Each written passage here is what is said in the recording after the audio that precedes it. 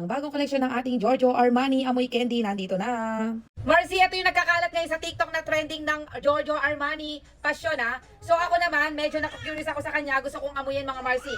Ang amoy na nakalagay kasi, fruity, sweet, musky, powdery, vanilla, rose, lactonic at umiyak kong anak. Wait lang.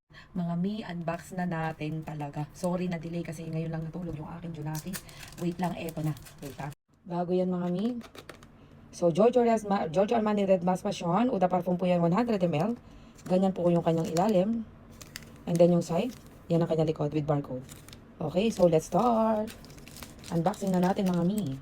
Ito na po siya. Tandanan. Ayan, ganda niya girl. Oh my God. Ito yung usong-uso ngayon talaga. Oh my God, usong-uso sa TikTok. Marcy, kwenta lang yan. And doesn't. Ito na. Bago yan, ganyan nga pala yung kanyang ilalim. And then yung kanyang side. Oh my God, nakaka-inlove yung bottle mga mare. Master, parang nail polish na malaki. O, diba? Tapos may paganyang effect siya sa nozzle. Ayan. And then ito na. 1, 2, 3, 4, 5. Ayun, pack girl. Teka lang girl. Wait lang girl. Ha? Amuyin ko muna girl. Uy, grabe. Ang panalo nito talaga. Sweet siya na may pagka-musky. Uy, must have talaga siya, Beshi. Talagang amoy candy. Sa lahat na naghahanap ng amoy candy, mare. Screenshot mo na, Mars. Ngayon na, mare. Ngayon na. As in, 50 lang.